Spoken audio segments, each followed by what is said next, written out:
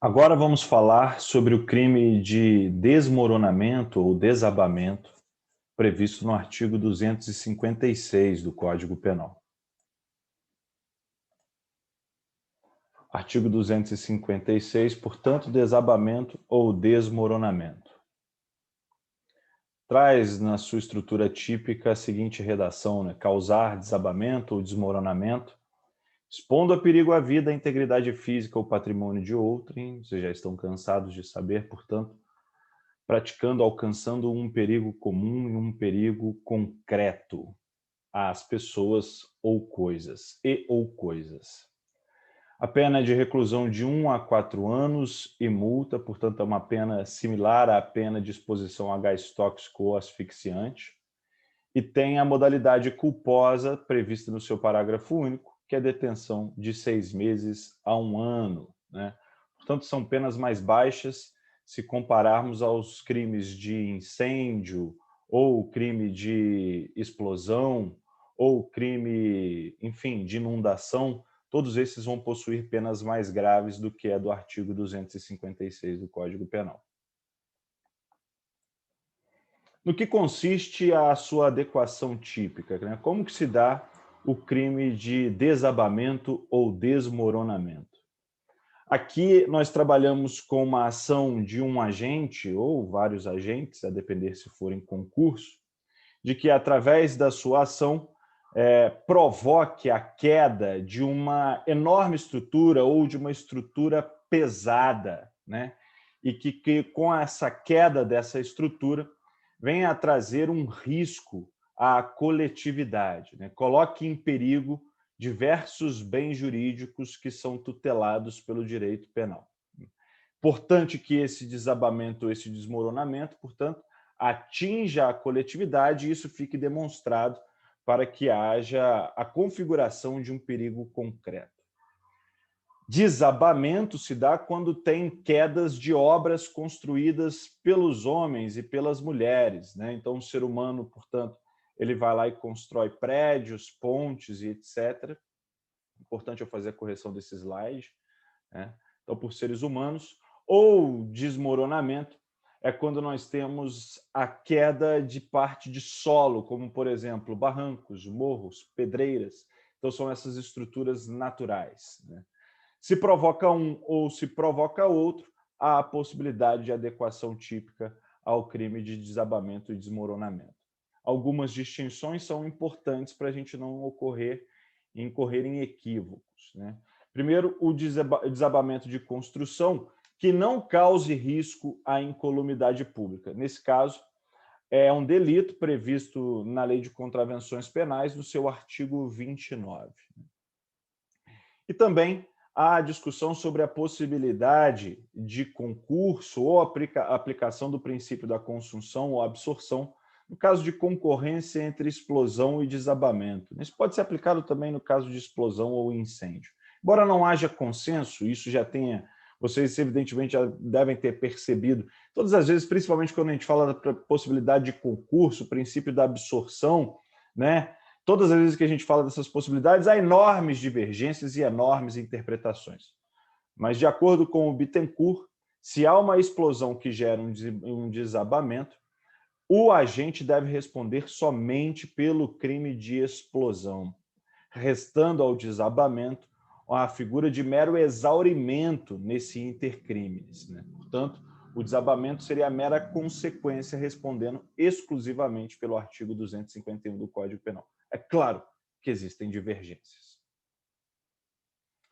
O tipo subjetivo deste delito está previsto no caput é o dolo e, como a gente já viu anteriormente, também traz a modalidade culposa no seu parágrafo 1. Algumas observações que cabe sempre o reforço, né? Nesse tipo penal, mais uma vez, não há causa de aumento, como tinha a causa de aumento no crime de incêndio ou no crime de explosão. Neste tipo penal, aplicam-se as possibilidades de causa de aumento previstas no artigo 258 do Código Penal, né? Que é quando a gente tem resultados agravados ou uma modalidade pré-ter-dolosa. E também devemos estar atentos às posições quando estamos diante das hipóteses de concurso, seja com um homicídio doloso ou com lesão corporal. Tem aqui, inclusive, um julgado do STJ que diz, em se evidenciando, na letra da denúncia da sentença condenatória, a causação culposa da morte das lesões corporais dos operários da obra, não há se falar em configuração do delito previsto no artigo 256 do Código Penal, mas sim nos crimes de homicídio e lesão corporal culposos. Veja que essa é uma decisão do HC do STJ de 2006 e na interpretação dada aqui pelo ministro relator, ficou definido que não se aplicaria o artigo 256 e aplicaria-se somente o artigo 121, parágrafo 3º do Código Penal e o artigo 126, parágrafo 6º do Código Penal. Então, entendeu que não haveria o concurso nesse caso. Então, são muitas hipóteses de raciocínio, como a gente já apresentou anteriormente. Alguns precedentes. Aqui é um precedente do julgamento do Sérgio Naia, que era um engenheiro e político brasileiro, e que foi acusado pelo desabamento do edifício Palace 2, em 1998. Em determinado momento, Sérgio Naia, inclusive, chegou a ser absolvido, porque, inclusive, em sede de recurso, entendeu-se que havia um equívoco na denúncia, ou, pelo princípio da correlação, não poderia se levar em consideração uma mudança narrativa. A denúncia iniciou pela análise dolosa da prática do crime e depois tentou-se alcançar a sua condenação pela modalidade culposa. Mas, pelo princípio da correlação, entendeu-se que não poderia haver esse aditamento da denúncia em sede de segunda instância. Matéria processual penal. Aqui também um outro caso de um precedente em Minas Gerais, onde um engenheiro foi condenado, né, pela queda de um edifício no bairro de Buritis, em Belo Horizonte, e aí ele sofreu essa condenação, respondendo também, sendo sentenciado pelo desabamento culposo. Um debate que pode ser estabelecido e um raciocínio que pode ser analisado, né, sobre um fato, sempre tento trazer aqui fatos de maior repercussão, sobre a queda da ciclovia Tim Maia.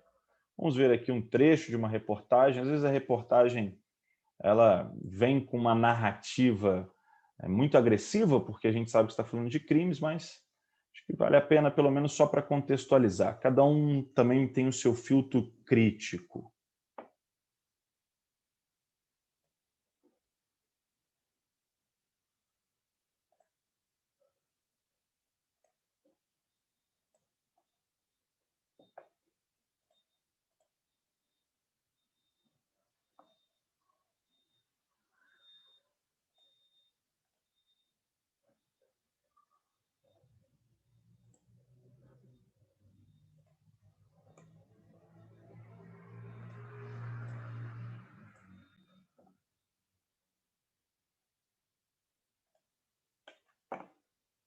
Três anos, 10 meses e 20 dias de detenção convertidos em prestação de serviços à comunidade.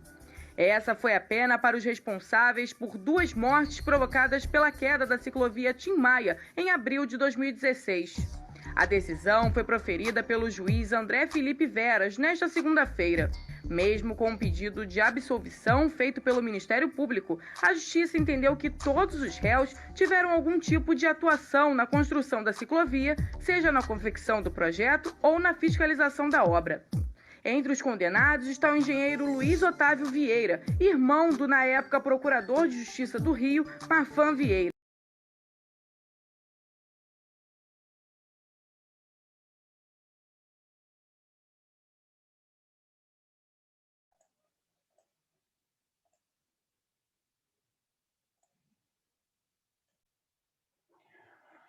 No caso específico da ciclovia Tim Maia, algumas pessoas foram condenadas pela morte que ocorreu na queda daquela estrutura, né, daquela construção, e acabaram respondendo e sendo condenados por homicídio culposo, não entrando a condenação por construção. Acho que é isso. Sobre esse tipo penal também falamos os pontos mais importantes.